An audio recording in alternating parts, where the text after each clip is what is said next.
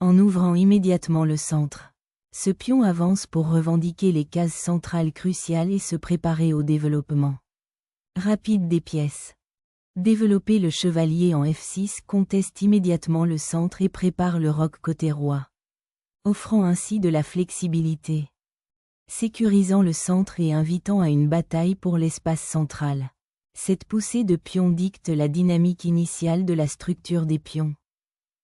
Adoptant la configuration indienne de la reine, cela permet un développement rapide et potentiellement un formidable évêque fianchetto. Le développement du chevalier conteste directement les cases centrales et prépare le roc du côté du roi, mettant la pression sur la structure potentiellement passive du côté de la reine des Noirs. Développer le fou en B7 active le fianchetto queenside, faisant pression sur le pion D4 et lorgnant la longue diagonale. Positionner la reine ici vise à soutenir l'avancée du pion central, en surveillant le développement de l'aile dame et en préparant les structures d'attaque indienne. Potentiel du roi. Solidifiant la structure des pions du côté roi. Ce mouvement prépare au développement de l'autre fou et à la contestation des cases centrales. Libérant le potentiel du centre. White revendique avec audace plus de territoire et ouvre des voies de développement. En établissant une pression de pièces sur le flanc de la reine. Cette manœuvre vise à perturber la structure centrale des pions blancs et à créer des opportunités d'attaque. Renforçant le contrôle central, ce fou surveille désormais l'aile du roi tout en soutenant la chaîne de pions. Échanger le fou ici affaiblit inutilement la structure des pions du côté roi des blancs, offrant un contre-jeu aux noirs. Les pions doublés peuvent affaiblir la structure de l'aile dame, mais cela sécurise l'espace central et ouvre la colonne B à une pression potentielle. Établir la présence centrale du pion et se préparer à défier la structure blanche de l'aile dame. Ouvre la partie. Se préparant à rejoindre la mêlée centrale. Ce chevalier se repositionne sur une case plus active, visant l'aile royale ou un avant-poste central. Défiant la stabilité du centre. Cette avance de pion conteste courageusement la case D4 et cherche à perturber la structure centrale des pions blancs. Sécuriser le monarque est primordial. Cette action de roc abrite le roi derrière une structure de pions nouvellement fortifiée, se préparant à connecter les tours et à les activer.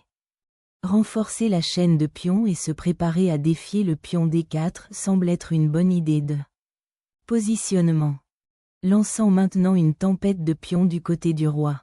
Les blancs parient sur les premières lignes pour une attaque rapide, affaiblissant potentiellement leur propre roi. Centraliser la reine vise à renforcer le pion D6 et à préparer un contre-jeu côté reine.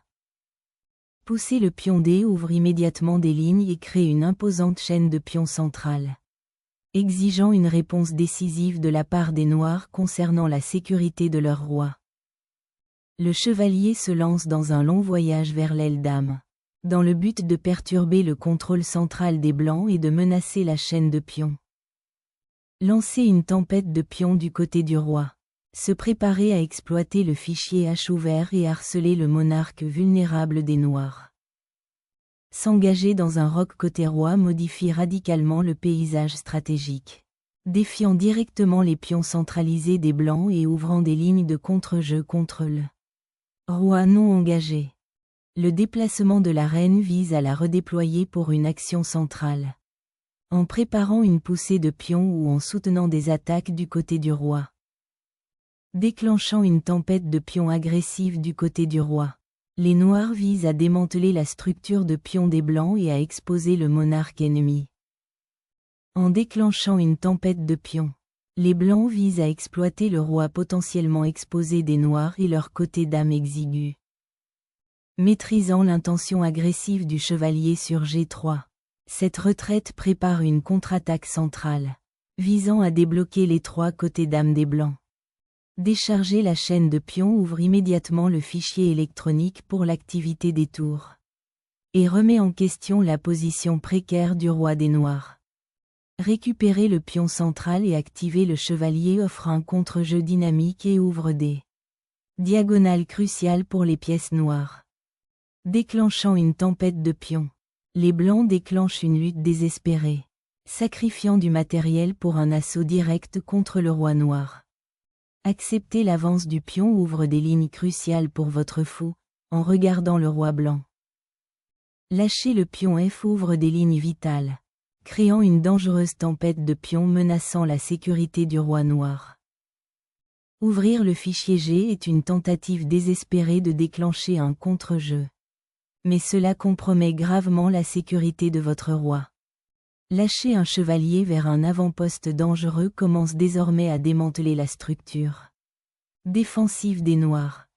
Les noirs font maintenant face à un côté roi dangereux et ouvert où les tirs tactiques sont nombreux. Déchaîner le chevalier vers le roi ennemi.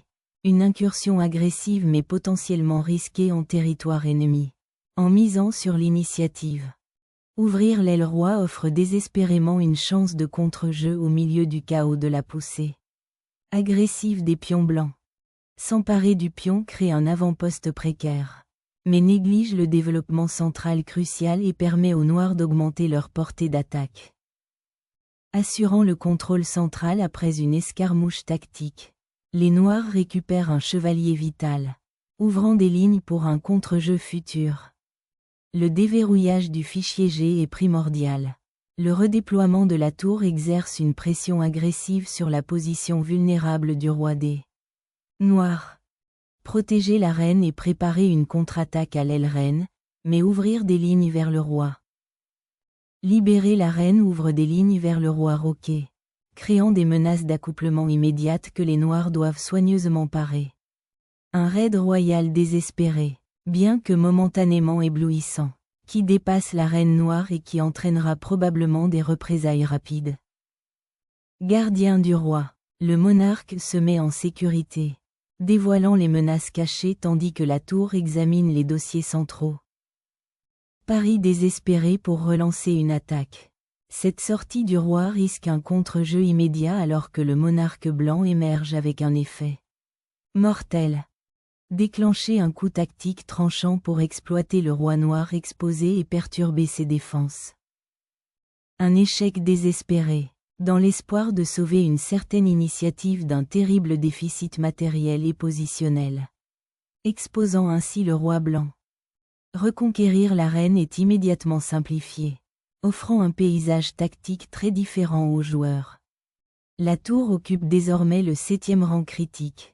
Un avant-poste puissant prêt à infiltrer l'aile dame brisée des Blancs, dégageant le chemin vers le côté roi pour de nouvelles attaques. Affirmer le contrôle du fichier F est primordial pour les Noirs, créant un potentiel de contre-jeu contre le roi blanc exposé. En dévoilant le fou, les Blancs cherchent à rompre la diagonale des cases noires, créant ainsi un lien avec l'aile dame assiégée des Noirs.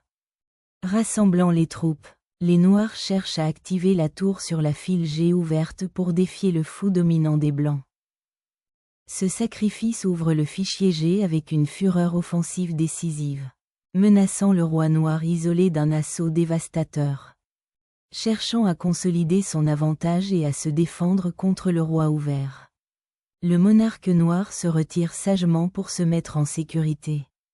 Sécuriser le fichier central vous permet de contester le placement maladroit des tours des noirs et d'ouvrir les lignes pour une activation ultérieure des pièces.